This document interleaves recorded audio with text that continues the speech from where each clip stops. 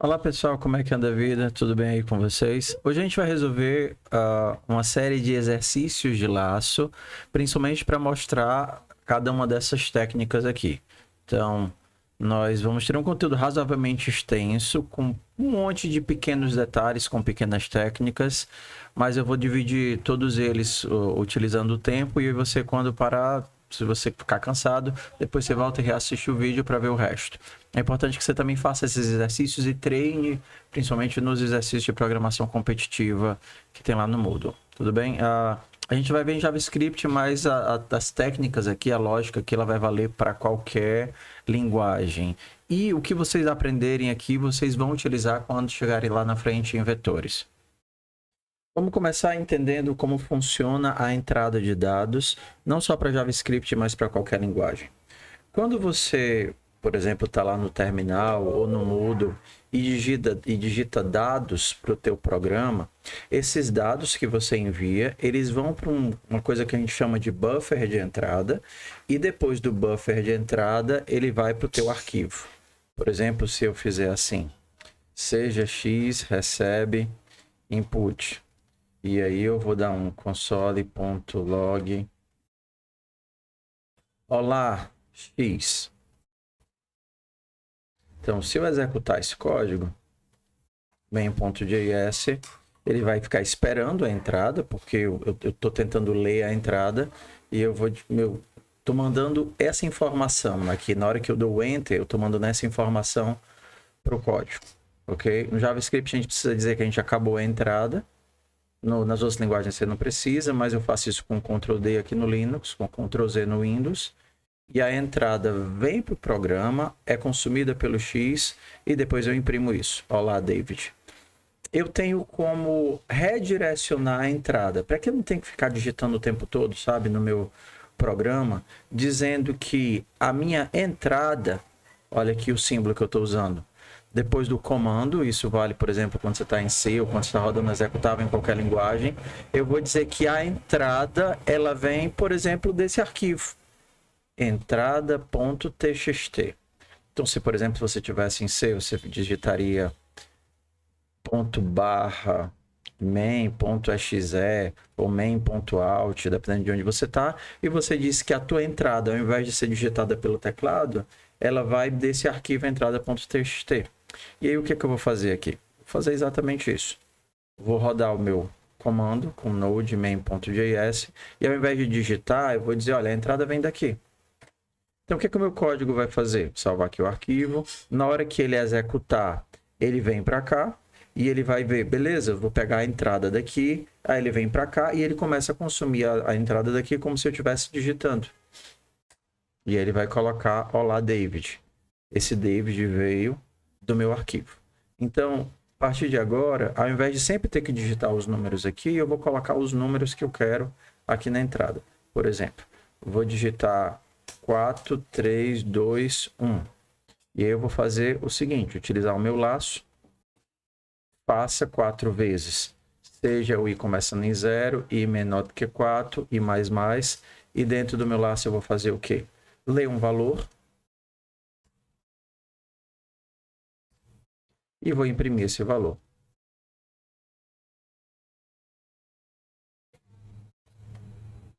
Vou fazer aqui usando o terminal primeiro.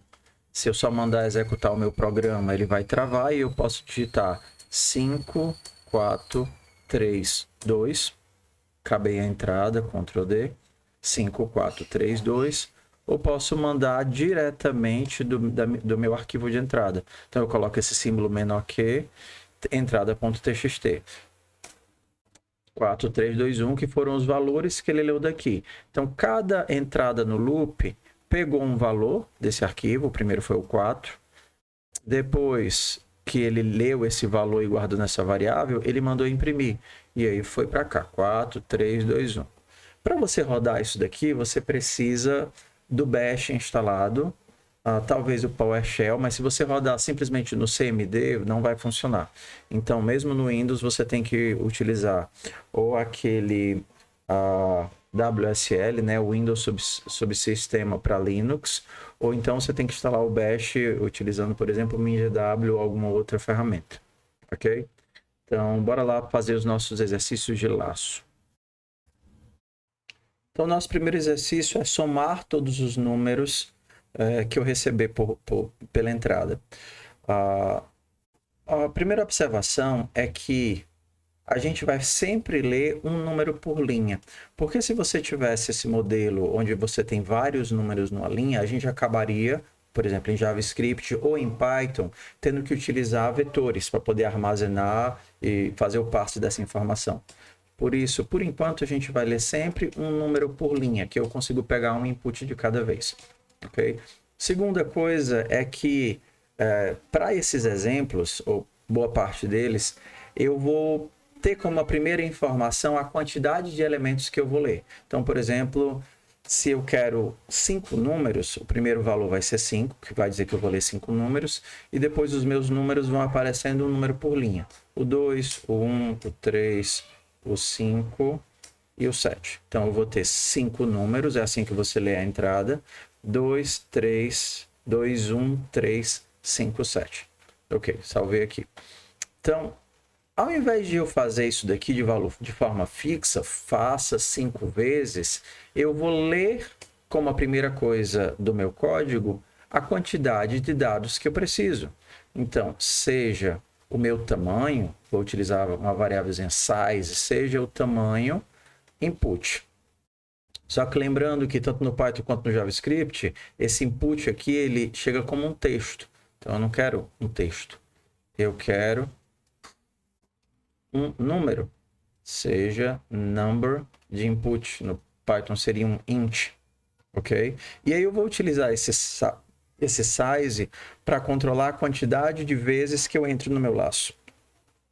E começando de 0 e menor do que size. Então, se o meu size for 5, ele vai fazer para 0, depois vai fazer para 1, depois para 2, depois para 3, depois para 4. Porque aqui eu tenho um menor. Então, quando o i for 5, 5 não é menor do que 5, então ele não passa no teste, ele não entra no laço. Então, ele vai fazer para esses valores, 0, 1, 2, 3 e 4. Então, o que é que eu vou fazer? Vou ler o valor e vou imprimir o valor.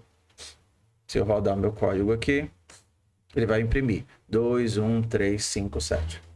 Ok. Quero somar todos os valores. Quando a gente pensa nesse processo onde eu vou passar pelos meus valores, uma variável importante que você tem que pensar, que é a decisão que a gente vai tomar aqui, é o que é o acumulador.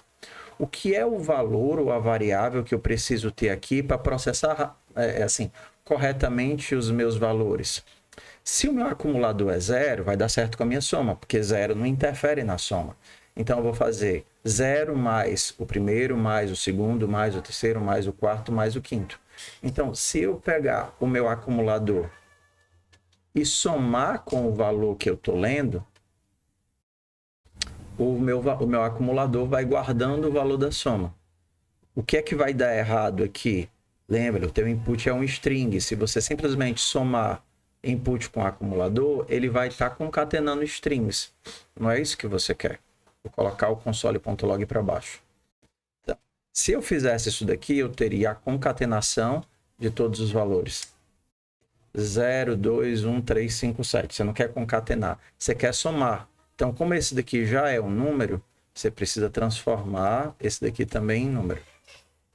E aí o teu acumulador vai fazer sentido, porque vai ser 0, mais o primeiro número, mais o segundo número, mais o terceiro número. Lembrando que mais igual é que nem a acumulador mais valor. Então, agora ele vai te mostrar a soma de todos os números, que vai dar 18. 2 mais 1, 3, 3 mais 3, 6, 6 mais 5, 11, mais 7, 18, certinho. Se você mudar isso daqui, ó, são só 3 números. 2 mais 1 mais 3. Então, a minha senha tem que dar, meu valor tem que dar 6. A vantagem de fazer assim, de não fazer um valor fixo aqui, ó, faça 3 vezes, faça 5 vezes, é porque agora eu só dependo dos valores de entrada, e aí eu consigo processar qualquer quantidade de números que vem na minha entrada. Então, o segredo da gente para cada questão vai ser aprender a inicializar corretamente o nosso acumulador, a nossa variável de controle e o nosso processamento dos dados. Agora vamos pensar em alterações desse modelo. Ué, e se eu não quisesse somar todos os valores, mas eu quisesse multiplicar todos eles? O que é que eu preciso mudar aqui? Ótimo. É só fazer multiplicação. O acumulador vai ser a multiplicação de cada um. Aí você vai crente que está certo, você roda e, ué, zero? Mas por que zero? Eu não estou multiplicando todo mundo? Isso aqui não era para dar zero. Agora você lembra, é importante você pensar qual é o acumulador correto. Se você multiplica zero com qualquer coisa, vai dar zero. Então, para multiplicação, o teu acumulador não seria zero, teria que ser 1. Porque 1 vezes o valor já era o que você queria. Aí se você fizer com 1, agora dá certo, porque 2 vezes 1, que é o 1 vezes 2, vai dar 2. 2 vezes 1, 2. 2 vezes 3, 6. Aí você tem o valor correto. Então, acumulador correto. Se eu quisesse a média, por exemplo, como é que é a média? A média, eu primeiro somo todos os números e depois divido pela quantidade de elementos. Então, se eu vou somar todos os números, o meu acumulador tem que ser 0. Beleza, acumulador 0. Eu vou fazer a soma, então o acumulador incrementa de valor. No final, depois de somar os números, é que eu vou ter a minha média. Então, a minha média seria o meu acumulador dividido pela quantidade. Quem é a quantidade? É o size. Acumulador dividido pelo size. Então, agora eu não quero mais o acumulador. Eu quero a média. Então, qual é a média disso daqui? 2. 6 dividido por 3, que vai me dar 2. Algumas vezes, pessoal, o controle de parada, ele não vai ser claro. Você não vai poder utilizar essa estrutura, porque você não sabe quantas vezes você vai executar o laço. Por exemplo, eu quero que você leia números até encontrar um número negativo. Então, você vai me mostrar a soma de todos os números até encontrar o primeiro número negativo. Vou começar aqui. Menos 4. Você não sabe de antemão quantos números você vai ter. Porque você pode ter um número negativo aqui no começo, um número negativo ali no final, mas você sabe que vai ter que somar todos os números. Então, você começa no acumulador. Beleza, se eu vou somar todos os números, o meu acumulador vai ser 0. Então, o resultado da minha soma, se você quiser mudar de nome, né? Aqui eu não vou chamar de acumulador, vou chamar de soma. Soma 0. Mas eu não sei quantas vezes eu vou fazer porque eu não tenho um size. Então, eu não tenho um size. Nesses casos onde você não sabe quantas vezes você vai fazer, acho que o while ele fica mais descritivo. Faça para sempre. Faça até encontrar um ponto de parada. Faça até parar. E o teu controle de saída, ele não vai ficar aqui dentro. Às vezes dá para ficar, às vezes não. Você primeiro vai ter que ler o valor e dependendo do resultado das tuas variáveis, você continua ou não continua no teu laço. Por exemplo, aqui, para nós é mais fácil botar o nosso ponto de controle aqui dentro. Se o meu valor for menor do que 0, acabou o meu laço. Eu consigo dizer que acabou o meu laço com um break. Então, vou ter o início da minha soma aqui, leio o meu valor aqui dentro do laço. Se o meu valor for negativo, não faço mais nada, saio do laço. Se não, eu incremento o meu valor na soma. Aí no final eu posso mostrar qual foi o resultado da minha soma. Tá. Então, vamos começar colocando o valor aqui dentro, só para a gente poder mostrar. Vou primeiro mostrar o valor. E aí, quando eu rodar, ele vai me mostrar todos os números positivos, mas ele não vai mostrar o menos 4. Porque quando ele chegar bem aqui, ele lê o menos 4, mas quebra o laço e ele não chega a mostrar o menos 4, nem a somar o menos 4 na soma. E aí eu vou poder agora mostrar no final o meu console.log. A soma foi mais soma. Opa, cadê? Se o meu valor for menor do que 0, break. O que ficou faltando? Estou lendo na entrada, esqueci de salvar a entrada. Ok. Então, 3 com 2 com 1 com 3, deu 9. A soma foi 9. Você viu que não colocou menos 4. Se eu tivesse colocado o meu ponto de parada no local errado, por exemplo, eu coloquei o meu ponto de parada aqui, no finalzinho, o que é que vai acontecer? Ele vai ler o menos 4, vai somar o menos 4, vai mostrar o menos 4 e só depois ele sai. Não era isso que eu queria. É isso que eu botei. Aqui, ó. A soma foi 5, porque ele pegou o 9 e subtraiu 4. Então, quando você não sabe quantas vezes vai executar, você coloca o teu ponto de parada no meio, no local certinho. Tem outras formas de fazer isso? Tem. Essa daqui eu considero que é a mais fácil. Então, vamos para o próximo exercício. Vou fazer aqui um adendo. Em qualquer linguagem, você tem como consumir os dados de entrada enquanto eles existirem. No JavaScript, no Python, você pode ler tudo, quebrar em pedaços, que é o que eu estou fazendo aqui. Então, essas daqui são as linhas que eu carreguei do meu arquivo, que eu carreguei da minha entrada. O comando input, ele sai pegando uma linha e comendo essa linha uma linha por vez. Então, eu poderia dizer que quando a minha entrada acabar, as minhas linhas estarão vazias, porque eu já peguei todas as linhas. Isso funciona em qualquer linguagem. Em JavaScript eu poderia dizer assim, enquanto o tamanho das linhas for diferente de 0, ou seja, enquanto eu não comi todas as linhas. Em C++ eu poderia dizer assim, enquanto eu tenho valores a serem lidos. Em C eu poderia dizer, enquanto eu conseguir ler valores, mas tudo vai dar no mesmo, né? Independente da linguagem, a lógica é, tenho alguma coisa para ler? Tenho. Leio essa coisa, guardo essa coisa, ou somo, mostro, e no final eu tenho que todos os meus valores foram processados. Então aqui, por exemplo, eu li todos os valores. Se eu só tivesse 2 valores, poderia rodar 3 e 2 e ele vai ler enquanto tem linhas. Na hora que o tamanho do vetor de linhas for igual a 0, ele não entra mais nessa condição e aí não executa mais nada. Uma lógica muito comum em programação é o conceito de filtragem, que é quando você pega um pacote de dados e você quer só parte desses dados. Então, vamos reestruturar o nosso vetor aqui como no começo. Então, eu digo que eu vou ter 5 valores. Vai ser 3, 2, 6, 1 e 4. 5 valores. E eu quero somar, quero mostrar, somar todos os elementos pares.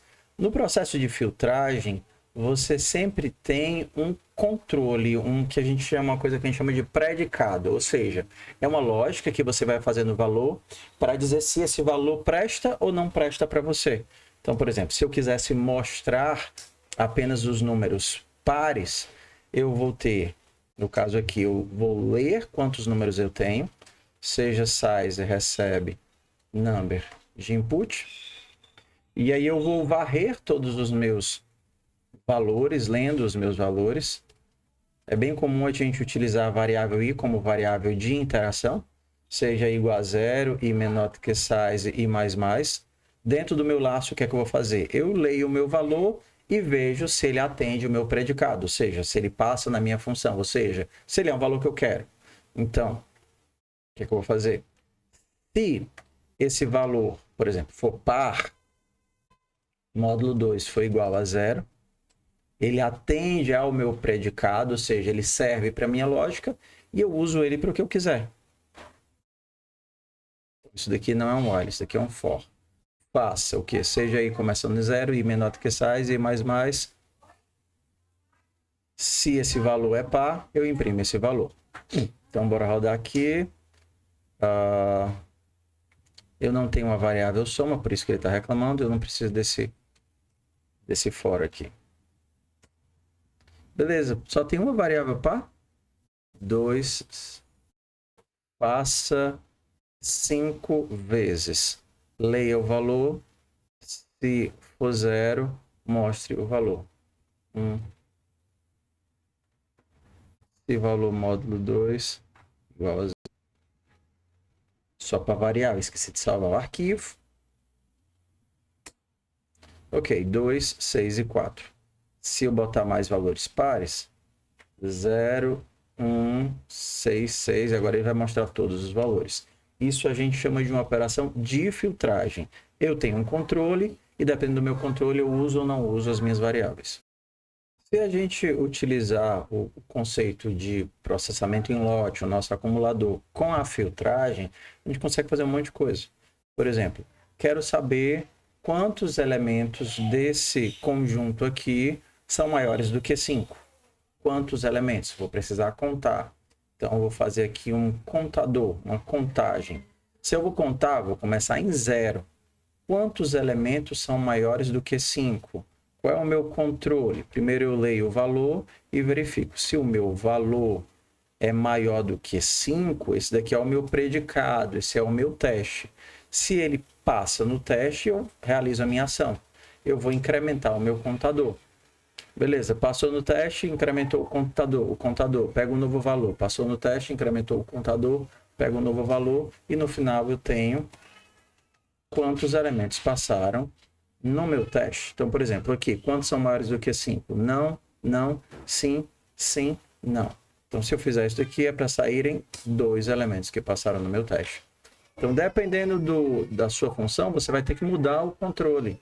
Ah, eu quero a soma de todos os elementos que são divisíveis por 2, são ímpares, e são divisíveis. A soma de todos os elementos que são divisíveis por 2. Aqui eu vou precisar de uma variável soma.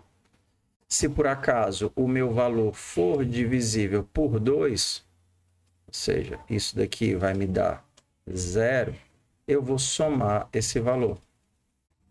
Soma mais igual ao valor. No final eu vou imprimir soma. Todo o resto é igual. Vou passar por todos os meus elementos, leio o meu elemento. Se ele atende ao predicado, ou seja, se ele é par, eu incremento soma desse valor. Então, todos os elementos são todos elementos pares. Então, somou. Se eu colocar aqui 1, 3, 3, eu só vou ter como par o 4 e o 0. Então, a soma de todo mundo aqui é para ser 4.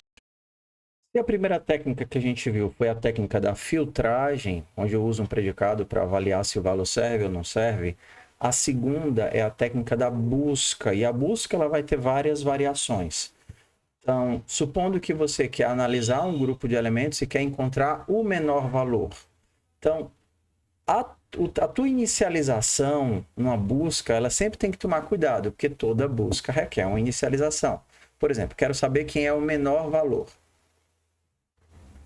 Se eu inicializar esse menor com 0 e começar a procurar aqui, por exemplo, dentro desses valores, qual vai ser o resultado? 0. Então, nesse caso aqui deu certo. Estou buscando o menor, comecei buscando com 0 e 0. Mas se eu começar a fazer a busca assim, menor começa com 0. 0 é menor do que 5? 0 é menor. 0 é menor do que 1? 0 é menor. 0 é menor do que 3? 0 é menor. 0 é menor do que 3? 0 é menor. 0 é menor do que 4? Sim, 0 é menor. Então, o meu resultado dessa busca vai ser 0, porque eu estou inicializando errado. Então, se eu quero fazer uma busca pelo menor, eu tenho que inicializar a minha busca com algo que não atrapalhe. Por exemplo, eu posso começar com um valor que eu sei que é maior do que todo mundo. Então, se eu sei que esses valores aqui vão de 0 a 10, eu posso começar inicializando com 11. Porque eu sei que se eu comparar 11 com qualquer um desses, o 11 não vai atrapalhar na minha busca. Então, como é que eu posso fazer essa conta aqui? Pego o meu valor e aí eu vejo, se o valor que eu acabei de ler for menor do que a variável menor, então eu vou atualizar a minha variável menor para valor. Menor começa com 11. Li o primeiro valor. 5 é menor do que 11? É. Então, o valor de menor agora vai ser 5. Leia o próximo valor. Leu 1. 1 é menor do que 5? É. Então, menor agora é 1. 3. 3 é menor do que 1? Não. Então, o menor continua sendo 1. 3 é menor do que 1? Não. 4 é menor do que 1? Não. Então, qual é o resultado da variável menor? Menor vai ser...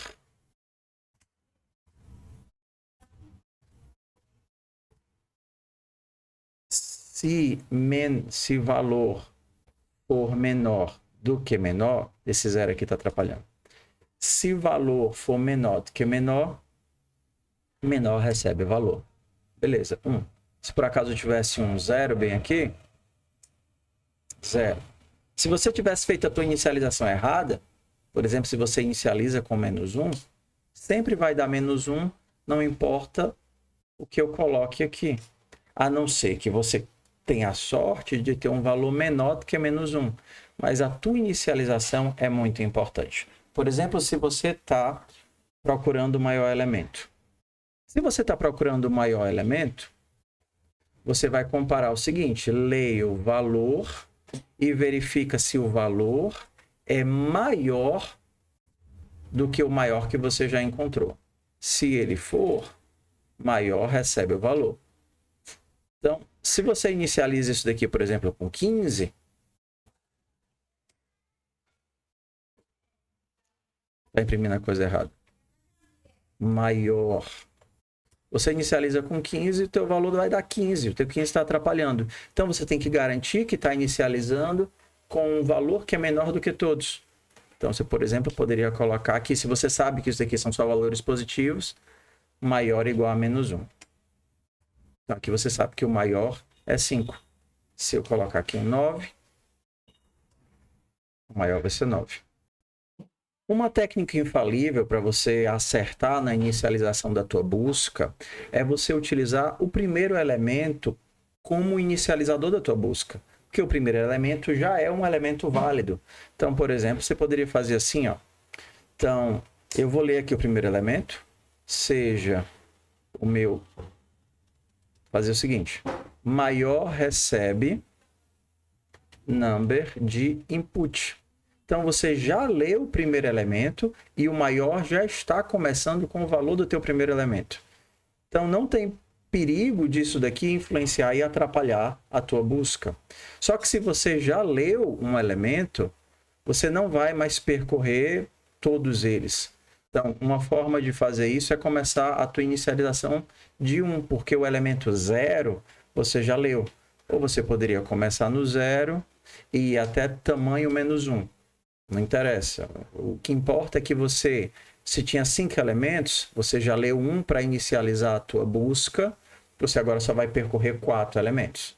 Então, ou começa de 0 até size -1, ou você começa de 1 até size. E agora você sabe que a tua busca nunca vai estar errada. Quando você está fazendo uma busca, você pode fazer várias análises ao mesmo tempo. Por exemplo, eu quero encontrar numa mesma passada pelos valores o menor e o maior. Então, eu posso fazer o seguinte: eu vou começar a minha busca utilizando a técnica de ler o primeiro elemento. Então, eu vou inicializar tanto maior como menor com o mesmo valor. Li o primeiro elemento, guardei tanto em maior e esse valor que está em maior eu guardei em menor. Se eu chamar input de novo aqui, eu vou estar lendo o segundo elemento e não é isso que eu quero. Então, agora eu vou fazer a cada elemento que eu leio. Se o meu valor for maior do que maior, eu atualizo o meu maior. Se o meu valor for menor do que o menor, eu atualizo o meu menor. E olha que interessante. Li o elemento uma única vez e estou fazendo duas análises e guardando os dois elementos. Tanto atualizando o valor do maior quanto atualizando o valor do menor. E aí no final eu posso mostrar quem foi o maior e quem foi o menor elemento que eu encontrei. O maior foi 9 e o menor foi 1. Só não pode cair no risco de fazer isso daqui, tá? Porque você está lendo o primeiro e guardando em maior, lendo o segundo e guardando em menor. E não é isso que você quer. Às vezes você vai percorrer os teus dados buscando por algo ou buscando por alguém. Você poderia perguntar, o 4 aparece nos meus valores? Ou quantas vezes o 4 aparece nos meus valores? Se eu estiver procurando por um valor, então eu teria, por exemplo, o tamanho do meu vetor, o número que eu estou procurando, e eu tenho que dizer se ele aparece ou quantas vezes ele aparece. Então, a primeira coisa que eu vou ler seria o tamanho, e a segunda que eu vou ler seria o procurado. Quem é o cara que eu estou procurando? Só que se você fizer isso, vai dar errado. Lembrando que quando você tem dois valores por linha, você tem que utilizar uma técnicazinha diferente. Tanto em Python quanto em JavaScript. Em C tanto faz. porque o C ele sai buscando o próximo valor, ele não processa linha por linha. Aqui, já que eu quero o tamanho e o procurado, eu tenho que fazer o seguinte. Eu vou pegar a minha linha inteira com o meu input, vou mandar quebrar a minha linha em pedaços, utilizando o split, dizendo que o que separa um elemento do outro é o meu espaço. E agora eu vou dizer que eu quero converter logo de cara todo mundo para número. Porque senão eu vou receber todos eles como textos. Só que aqui eu estou dizendo para aplicar a operação de transformar em números em todos eles. E aí eu vou pegar os dois valores colocando nessa forma aqui. Então, o meu texto e o meu procurado, eu vou pegar dessa informação aqui. Em Python é praticamente igual. Só que aí eu vou fazer o quê? Eu vou contar quantas vezes o meu elemento procurado enquanto no meu vetor. É uma filtragem, né? Então, se eu preciso contar, eu preciso de um acumulador para saber quantas vezes eu encontrei. Então, eu vou criar aqui o meu acumulador. Se eu vou contar, eu vou começar de 0. E aí, todas as vezes que o valor que eu li passar no meu teste, no meu predicado, eu incremento o meu contador. Ué, vou começar de 0 até tamanho, porque eu quero varrer todos os números. Leio o valor e verifico, esse valor é o cara que eu estou procurando? Se o meu valor for igual ao meu procurado, o meu elemento que eu estou fazendo a busca, passou no meu teste, incremento o meu contador. Beleza, o valor foi igual ao procurado, incrementou o contador.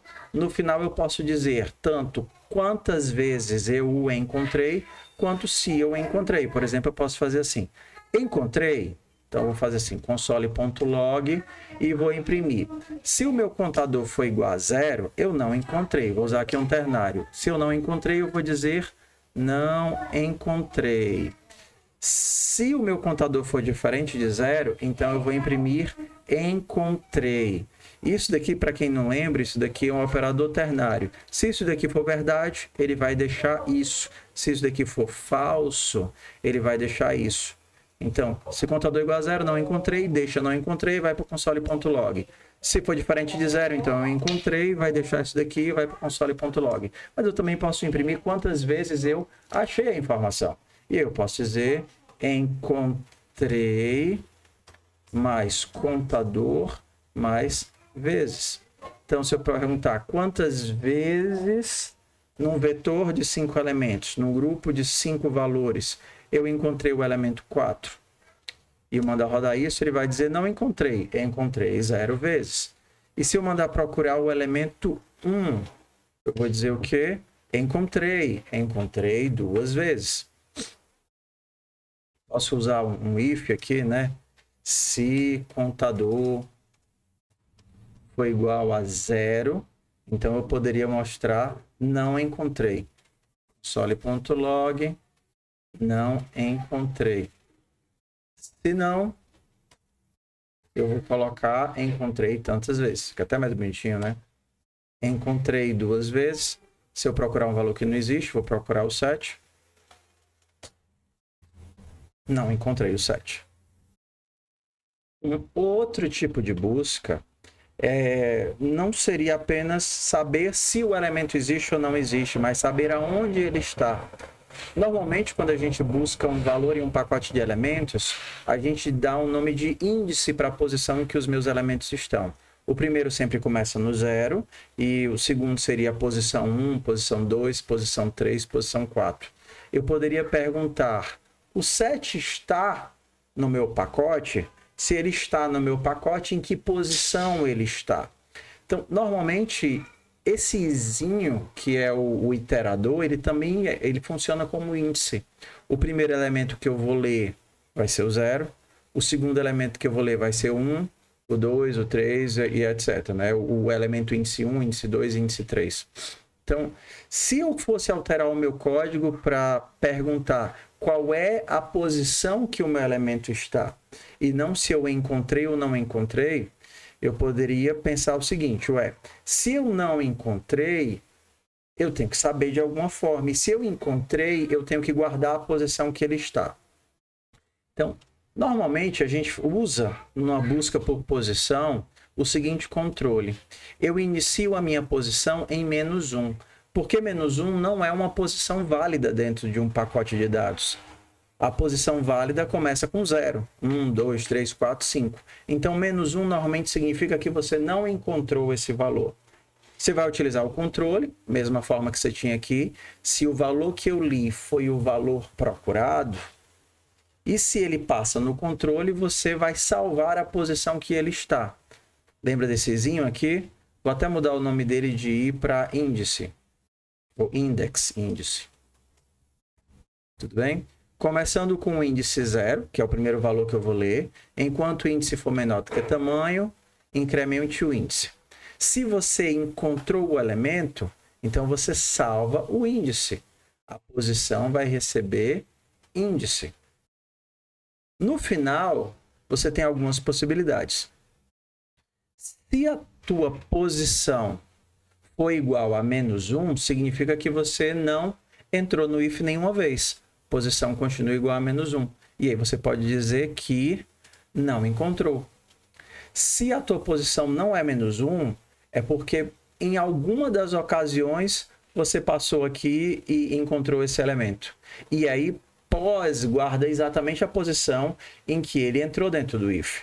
Então, se ele entrou dentro do if, você pode dizer: encontrei na posição pós. Encontrei na posição pós. Então, se eu rodar aqui o meu código, o que é que vai acontecer? Procurando 7, posição vai inicializar em -1. Nunca vai entrar aqui no if, porque nunca eu vou encontrar um valor que é igual ao 7, igual ao meu valor procurado. Nunca vai atualizar a posição. E aí ele vai chegar bem aqui e vai dizer: não encontrei, porque posição é igual a -1. Não encontrei. Só que se por acaso eu colocar o 7 bem aqui, na primeira interação ele já vai descobrir que o valor é igual ao procurado. Em primeira interação tem índice 0, vai guardar 0 na posição e ele vai mostrar: encontrei o elemento na posição 0. Só que se eu tiver o 0 em alguma outra posição, por exemplo, vou ter o 0 aqui na última posição. Posição 0, 1, 2, 3, 4. Como o meu laço continua executando, mesmo depois que eu acho, ele vai atualizar o índice, atualizar a posição, sempre que ele encontrar o elemento procurado. Então, ele atualizou no 0 e atualizou no 4. E o que sobrou no final foi o 4. Então, ele vai mostrar que achou na posição 4. Quer dizer que eu sempre vou guardar a última posição? Sim. Se por acaso fosse dessa forma, ele diria 0, 1, 2. Parei na posição 2. E se eu quisesse que ele encontrasse o elemento e parasse de buscar? Eu quero a primeira posição em que ele acha. Então, eu tenho que dar uma forma de quebrar o meu laço quando eu encontrar o meu elemento. Como é que eu faço para parar o meu laço? O meu break.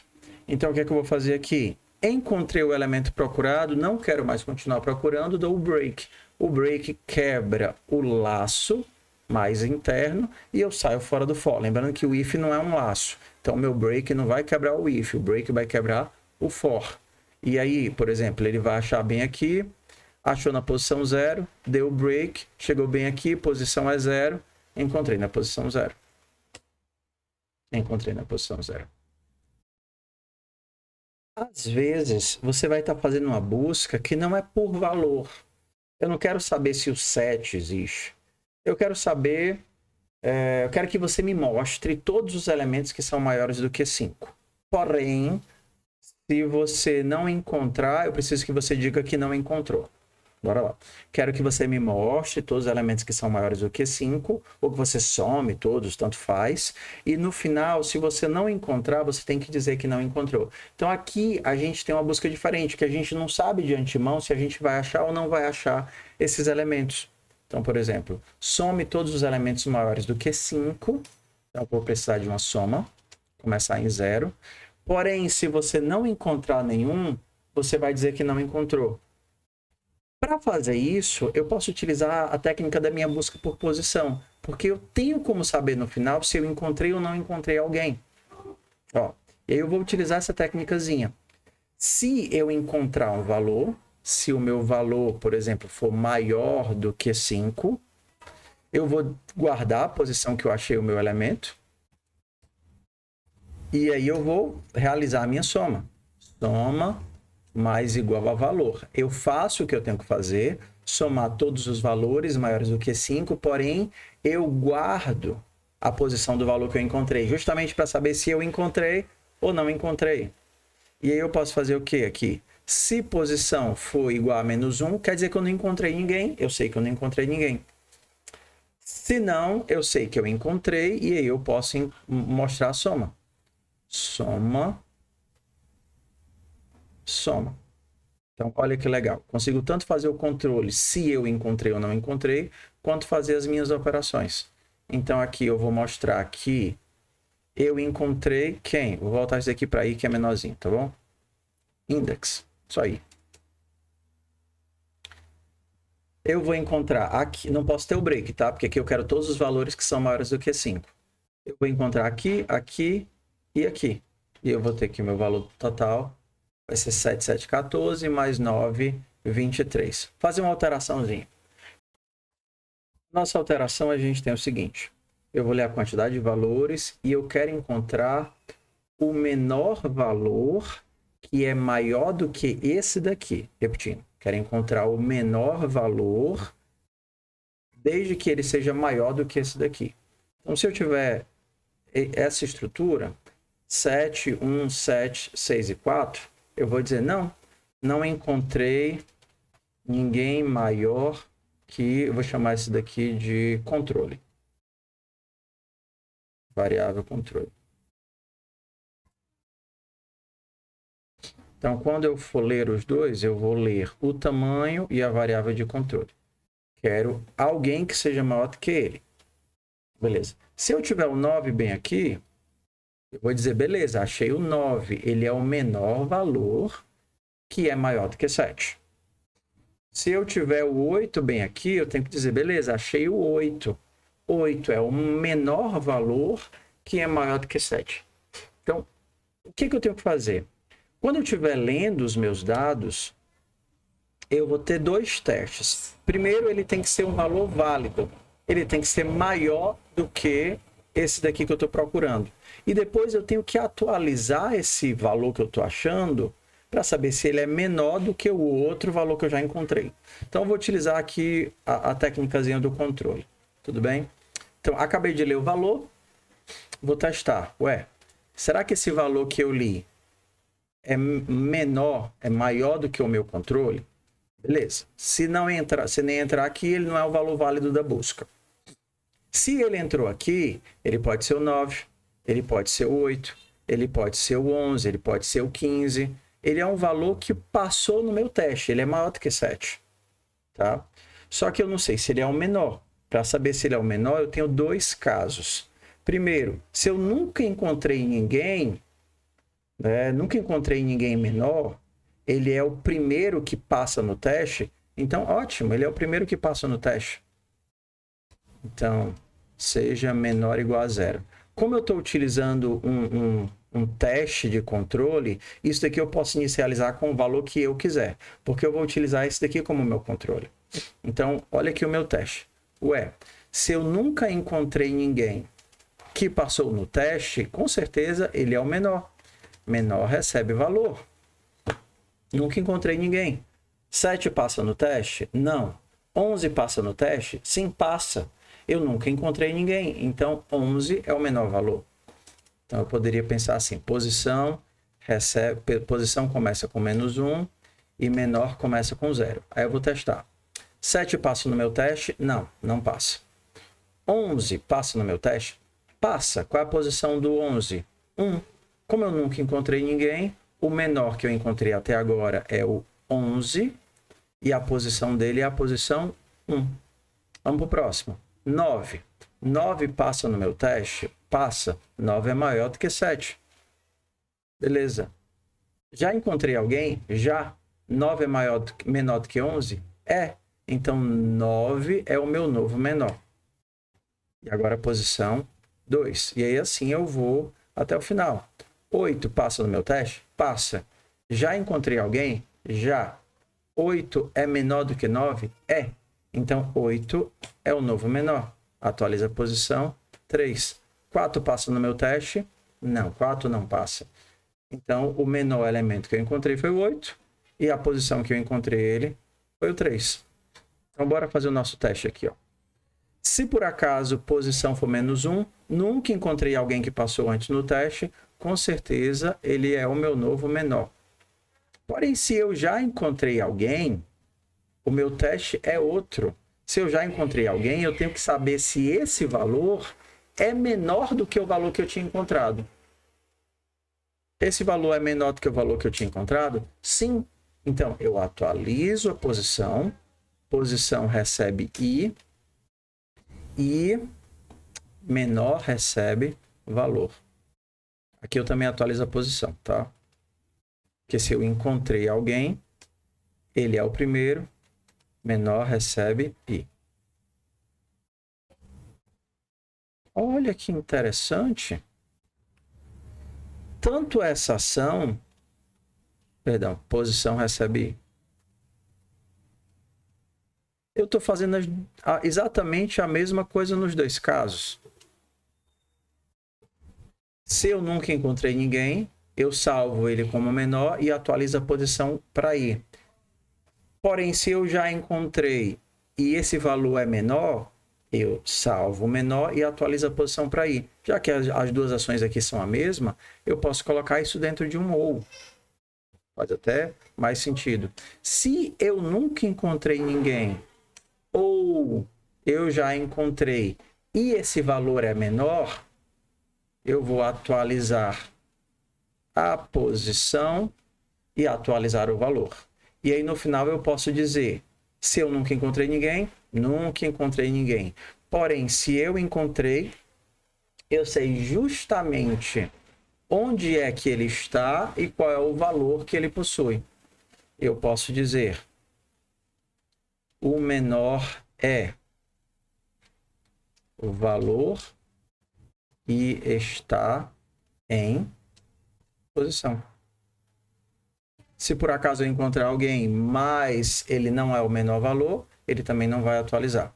Então, se eu rodar isso daqui, eu vou ter que só tirar isso daqui, o listinho que eu coloquei. Rodar de novo.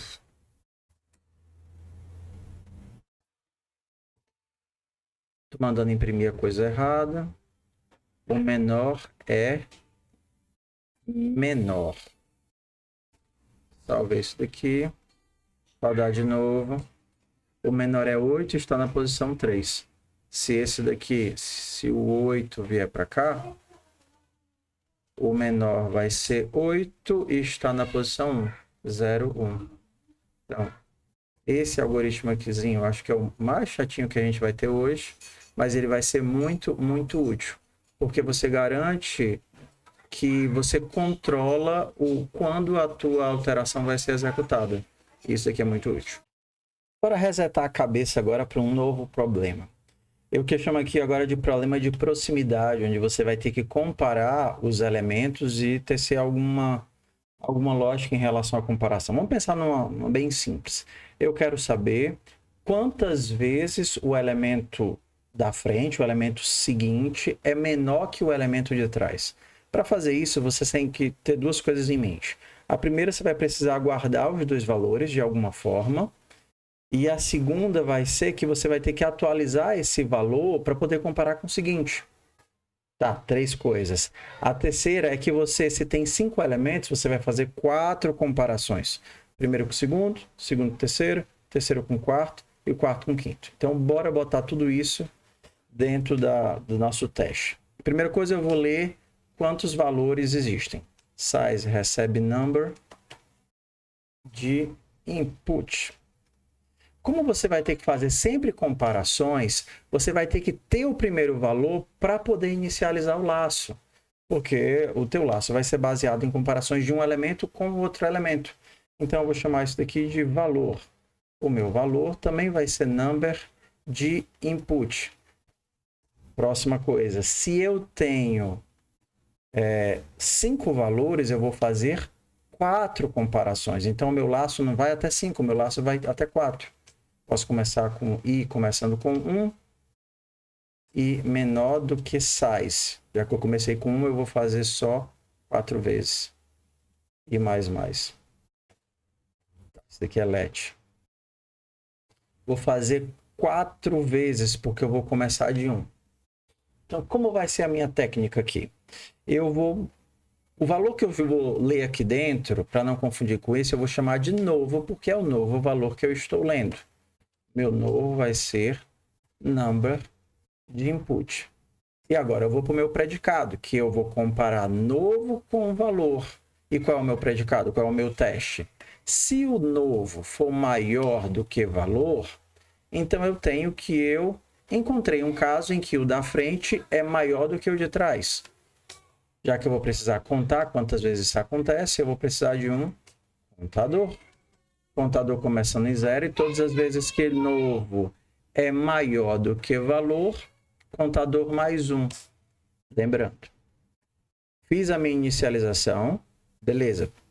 Comparei 2 a 2, por isso eu fiz um laço a menos no for, beleza.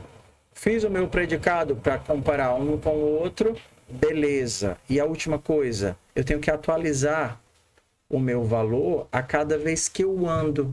Porque quando eu der o próximo passo, novo vai receber 9. E o valor, ou seja, o antigo, vai ter que ser 8. Então, o que é que eu vou fazer aqui no finalzinho do meu laço? O valor recebe novo. Isso garante o quê? Que o 8 vai para valor e que o novo vai para 9. Depois, 9 vai para valor e novo vai para 11. Se você quiser, você poderia até... Se isso fizesse sentido para você, vou chamar esse cara aqui de antigo, tudo bem? Ou então primeiro. Então, antigo começa sendo 7. E aí o novo vai ser o 8. E aí, 8 é maior do que 7? Se for, incrementa o contador. Só que agora o 8 vai ser o antigo e eu continuo no meu laço. E aí no final eu posso, por exemplo, Alt é C++, console.log mostrar quantas vezes o novo foi maior do que o antigo. Conte. Vamos ver aqui. Isso daqui vai acontecer quantas vezes? 8 maior do que 7? Sim, uma vez. 9 maior do que 8? 2 vezes. 11 maior do que 9? 3 vezes. 4. 4 não é maior do que 11. Então, isso aqui é para dar 3 vezes. Perfeito. Então, se isso daqui eu tivesse um 5, eu teria só 2 vezes. Perfeito. Utilizando a minha técnica de proximidade, eu posso fazer vários testes. Por exemplo, eu posso querer saber se os meus valores estão em ordem. Os meus valores estão em ordem, seja crescente ou seja decrescente. Para ele estar em ordem, eu tenho que saber que esse é maior do que esse, e esse é maior do que esse, e esse é maior do que esse, e esse é maior do que esse. Então, por exemplo, aqui teria que ser 10 e aqui teria que ser 12. Se qualquer um desses casos não passar, então não está ordenado. Então, como é que eu posso fazer isso? Vou usar a mesma técnica do novo e do antigo. Ok? Li o novo e verifiquei se o novo é maior do que o antigo. Ó, sem mexer em nada, eu poderia pensar o seguinte: se o novo for maior do que o antigo 4 vezes, é porque eu passei em todos os testes. Posso fazer agora o seguinte: se contador for maior do que size ou for igual a size menos 1, eu passei em todos os testes e isso daqui vai me dar verdadeiro ou falso. Então, eu posso, se isso daqui for verdade, eu posso dizer ordenado. Tenho 5 valores, passou em quase os testes, desordenado. Utilizando a mesma técnicazinha de verificação de proximidade. Está ordenado, mas se bem aqui eu tiver um 7, ele vai me mostrar desordenado. Mas será que realmente eu preciso olhar todos os elementos? Se eu achasse um fora do lugar, já não poderia saber que ele está desordenado? Sim. Então você nem precisa contar quantas vezes, basta que você ache um que não está no lugar. Então, isso daqui a gente chama de booleano de controle. Então eu posso dizer o quê? Se novo for maior do que antigo, está correto. Mas se novo for menor do que antigo, Achei quem eu queria. Se novo for menor do que antigo, eu posso dizer que ordenado é falso, não está ordenado. E se eu achei um que quebra a minha lógica, eu não preciso mais continuar procurando, basta um fora do lugar. E se ele está fora do lugar, eu posso dar o break, eu não preciso mais continuar procurando. Então aqui eu vou dizer o seguinte, ó, se eu achei o que eu queria, que era um fora do lugar, eu vou dizer que ordenado é falso. Se eu coloquei ele como falso aqui na frente, eu preciso inicializá-lo com o valor contrário. Então, eu vou começar imaginando que ele está ordenado. Então, vamos para a nossa lógica. Eu sei o que é que eu quero achar. Quando eu acho, eu marco e eu paro a busca. Então, se aqui eu coloquei ordenado para falso, porque eu achei quem eu queria achar, um valor fora do lugar, parei minha busca e aqui eu inicializo ele ao contrário, true. Dependendo da palavra como que você escolhe aqui dentro, você tem que mudar as coisas. Por exemplo, você poderia dizer, ó, estou buscando ordenado, achei um fora do lugar, então eu vou marcar desordenado para true. Desordenado é true. Então, se você marcou desordenado true aqui dentro, você tem que marcar desordenado, o contrário, né? False aqui fora. False aqui fora. Então, a lógica é, acha o teu critério que faz parar a tua busca. Cria uma variável para marcar que você encontrou esse critério. E aí inicializa ela fora do teu for com o valor contrário. E depois você pode utilizar ela no teu teste. Se desordenado, então eu vou imprimir desordenado. Se não, eu vou imprimir ordenado. Técnicazinha do booleano de controle. Mas se aqui eu tiver o 10, ordenado. Vamos agora para o final da nossa aula de hoje, que é para a gente aprender a fazer impressão formatada. Esse aqui é o código base. Leio inicialmente a quantidade de elementos que eu tenho e aí eu vou fazer de 0 a tamanho. Faça, por exemplo, nesse caso aqui, faça 6 vezes. O que é que eu vou fazer? 6 vezes eu vou ler um elemento e vou imprimir esse elemento. Se eu rodar esse código, eu vou ter todos os meus elementos. Li e imprimi. 7, 0, 8, 9, 10, 12.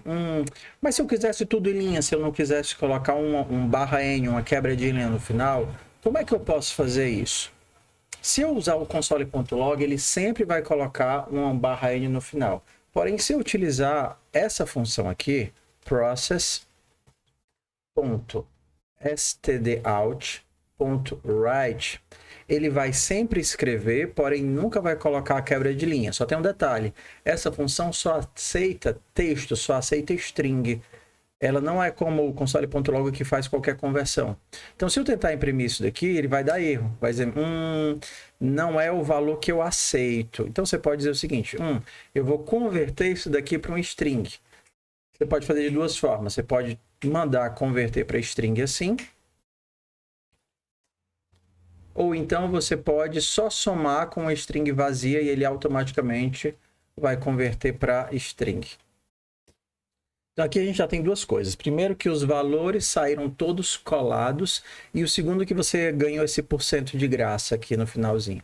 Os valores saíram todos colados porque você não colocou um espaço no final dos valores. Coloquei o espacinho no final dos valores. E você ganhou esse %zinho em preto para te informar que no final do teu código você não terminou com a quebra de linha. Eu vou começar a terminar com a quebra de linha mandando um console.log vazio.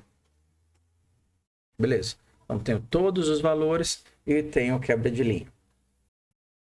Como eu já consigo imprimir todos os elementos na mesma linha, meu objetivo agora é imprimir um colchete antes, um espaço, um colchete depois para ficar nesse modelo aqui. Se eu colocar um colchete aqui dentro, o que eu vou ter é que cada um dos valores vai estar separados por colchete. E não é isso que eu quero. 7, colchete, 8, colchete. O que eu quero é ter um colchete no começo e outro colchete no final.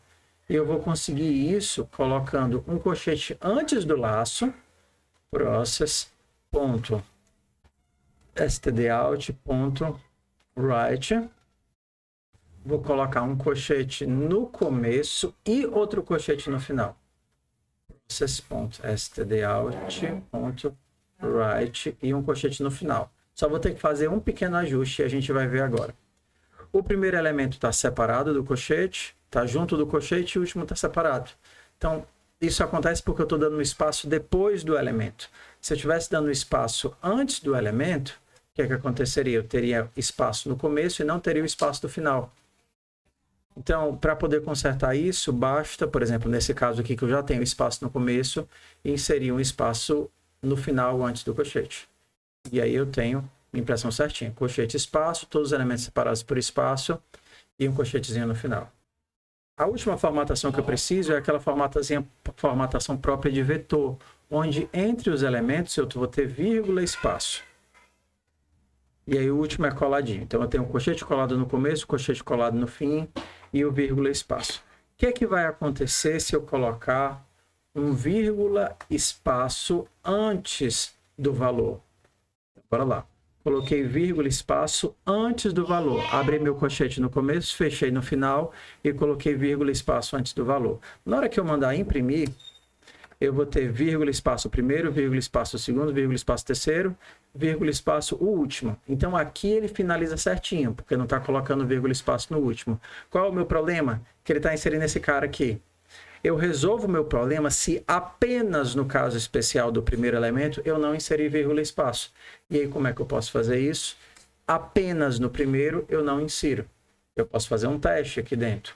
Se i for diferente de 0, eu insiro. Se o i não for o primeiro, eu insiro. Então, quando for o primeiro eu não insiro, em todos os outros eu insiro. E aí eu salvei.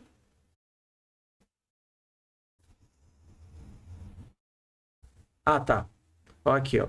Eu preciso inserir o valor, mas não preciso, mas eu quero o valor, mas eu não quero a vírgula. Então eu vou separar os dois. Eu vou imprimir a vírgula num comando e o valor no outro. Process.stdout.write. Agora eu vou colocar só o valor. Então eu vou colocar a vírgula em todos menos no primeiro e eu mando imprimir o valor em todos. E aí eu tenho o que eu quero. Lembrando que o valor tem que ser um texto, porque ele não faz a conversão automaticamente. Basta eu somar com o texto vazio e ele vai converter para texto. Beleza? Ó. Imprimir o valor em todos e em todos menos no primeiro, antes dele, eu vou colocar a vírgulazinha. Professor, eu posso colocar essa vírgula no final? Posso. Poderia colocar essa vírgula no final. Se eu sempre colocasse a vírgula no final, eu teria esse caso aqui, ó. Eu sempre insiro a vírgula no final ele vai ter um vírgula, espaço. Então, o que é que se fosse para controlar o final, eu teria que fazer o seguinte: em todos, menos no último, eu coloco o vírgula, espaço. Quem é o último? O último é o size menos 1. Então, se i for diferente de size menos 1, que é o último, eu insiro a vírgula. Dá no mesmo, eu tenho o mesmo código. Sempre imprimo o valor. Em todos menos no último, eu insiro a vírgula.